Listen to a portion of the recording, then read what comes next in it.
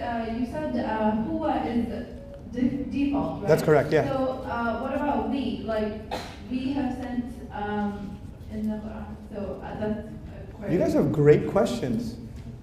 You know the answers in this course I call Divine Speech, but I'll tell you anyway. Okay, that's why I really like that course, because all of these questions, I collected them and I made a course out of them. Okay, but let me give you something about that. Inshallah, this will take 7 or 8 minutes, but I think you'll appreciate it. Okay, why is we used for Allah in the Quran? That's the question.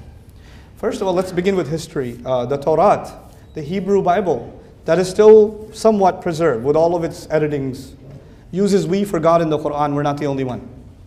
And I'm not talking about the Christians, I'm talking about the Jews. The Jews believe God has a son? No.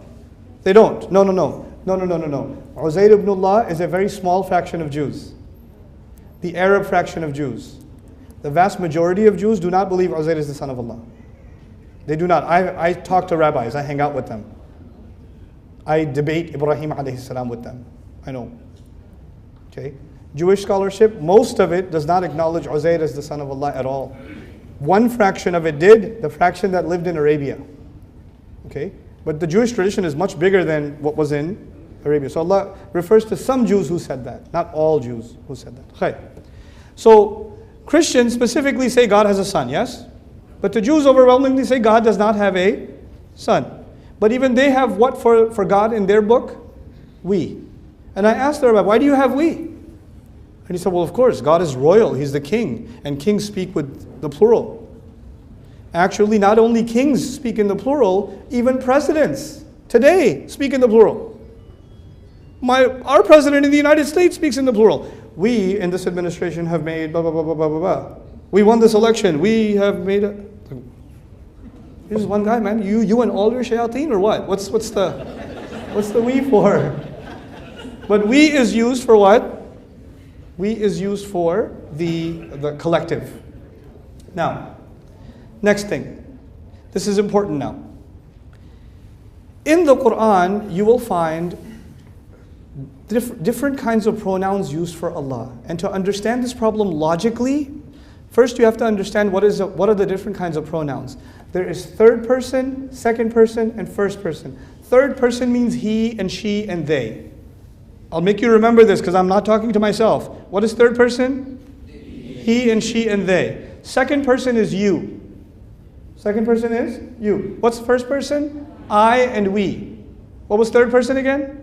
He, she, and they. And the second person is you. And the first person is what? I and we. Now in the Arabic language, there are 6 kinds of you. Anta, antuma, antum, anti, antun. There's antuma is twice. So it's 6 kinds of you. You, both of you, all of you. You lady, both of you ladies, all you ladies. There's 6 yous. Okay, now, when in the third person, Allah uses he. Yes? In the second person, Allah uses anta, which is the singular you. Does Allah use they for himself? They? No. Does Allah use all of you for himself? No. He uses the singular third person, the singular second person. The only time he uses the plural is in which person? First person. And in first person you find ana and you find nahnu.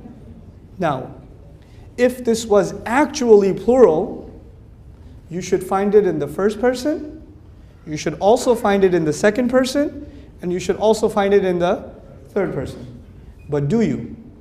No, you only find it in the first person, which means it's not literally plural. If it was literally plural, it would be all 3 persons. That's our first step to the answer. You with me so far? Okay? Because otherwise you would have found hum and antum and nahnu. It's not the case. That's just not the case. Now, the second issue. Nahnu is used, let's talk about how Allah uses these persons. When Allah is being formal, policies, or Allah is distancing himself from a group of people, you will find the word he, huwa, in the Quran. Why? Because the third person is the most distant pronoun. He's over there. He's over there. The he is used when there's a tab'id. Okay, in balagha, there's tab'id. When he distances himself. He uses he. Now we know where he's used. Where does he use anta? He uses anta when the slave of Allah talks to Allah. Anta maulana fansurna ala al-qawmi al-kafirin. Okay? Innaka anta tawwabur rahim. When the slave talks to Allah, he becomes close to Allah. So he doesn't say huwa, he says anta. He talks to Allah. So Allah gives us the opportunity to address him using anta. Then what's left? Ana and nahnu. I and we. I and we. Let me start with I. Because the question is, he should have always used I. Let me tell you. There's a king. وَلِلَّهِ الْمَثَلُ الْأَعْلَى. I just want to get a point across. There's a king. Or there's a president. We have made certain policies. We have decided, and somebody starts talking during his speech. And he says, excuse me, I'm talking. He doesn't say, excuse me, we are talking. He says, excuse me. Even though the rest of his speech was what? We. And when he got angry, he did what? I. Okay, same president's talking. We made these policies. We sanctioned this. We provided this. And his baby walks by. Hey, come here, I love you. Everything was we, but what happened? I gets used when there's extreme case of love or extreme case of? Study the Quran, look for I. You'll find extreme love or extreme anger. You'll find tawbah. Ana tawwabur rahim. Ana tawbah is an extreme act of Allah's love. You'll find فَإِنِّي أُعَذِّبُهُ عَذَابًا لَا أُعَذِّبُهُ أَحَدًا مِنَ الْعَالَمِينَ. I will torture him with a torture that I will never torture anybody ever with. What is that? That's anger. That's anger. Okay? Allah Azza wa Jal talks to Iblis. You refuse sajda? إِذْ أَمَرْنَاكَ أو إِذْ أَمَرْتُكَ. أَمَرْتُكَ. I commanded you. That shows the anger of Allah. Get it? So actually, alhamdulillah, Allah does not use ana all the time. So we can know which places are extremely special. Like in Ramadan, your dua being answered, لم يقل سبحانه وتعالى نجيب دعوة الداعي قال أجيب دعوة الداعي إذا دعاني فإني قريب لم يقل إننا قريب إني قريب أجيب دعوة الداعي إذا دعاني فليستجيبوا لنا لا فليستجيبوا لي وليؤمنوا بي لعلهم يشهدون. كل هذا في المتكلم والمفرد. All singular person, first person. All for love, because Ramadan is a special love from Allah subhanahu wa ta'ala. Now, what's left? The question, the problem word, which is what? Nahnu. Nahnu is used when Allah speaks in the role of a king, in the role of majesty. And when a king, especially when a king passes big policies or when a king gives you a lot of gifts, then he demonstrates his royalty. So you will find more overwhelmingly, when Allah talks about revelation of Quran, which is a great gift to humanity, you'll find nahnu. Inna nahnu nazzalna dhikra wa inna lahu lahafidhun.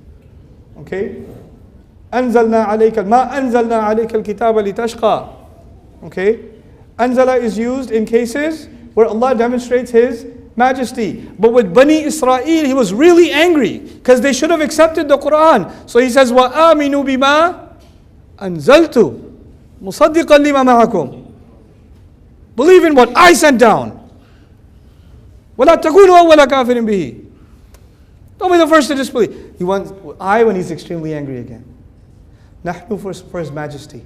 Then nahnu for when He sends water. You'll find Allah will be talking about He created the tree, He did this, and we sent water from the sky. He'll switch over to we because water is a special majesty from Allah. Arshuhu kana arshuhu ala al-ma. So you see whenever water comes up, most of the time, it switches over to we to demonstrate Allah's majesty. It's awesome.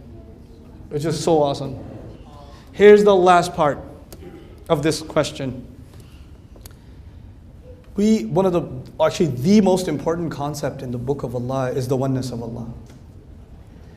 لَيْسَ كَمِثْلِهِ شَيْءٍ لَا إِلَهَ إِلَّا هُوَ الْوَاحِدُ الْأَحَدُ الَّذِي لَمْ يَلِدْ وَلَمْ يُولَدْ. This is the concept of Islam. This is the concept of Islam.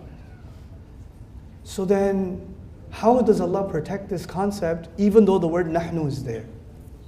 At the end of all of our explanation, nahnu is still plural, isn't it?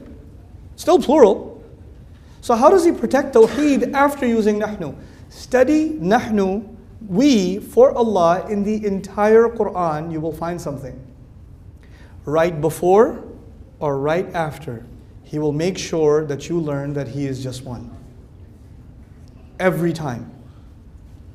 Inna a'tainaka al-kawthar. We gave you kawthar. Who gave you kawthar? We. The next ayah. Pray to us? No. فَصَلِّ لِي رَبِّكَ. لم يقل فَصَلِّ لَنَا. Okay? So that you never forget that we is about one. So he switches immediately. Every time. Every time.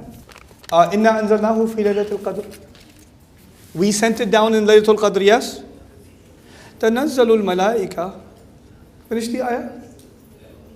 تنزل الملائكة. بإذننا.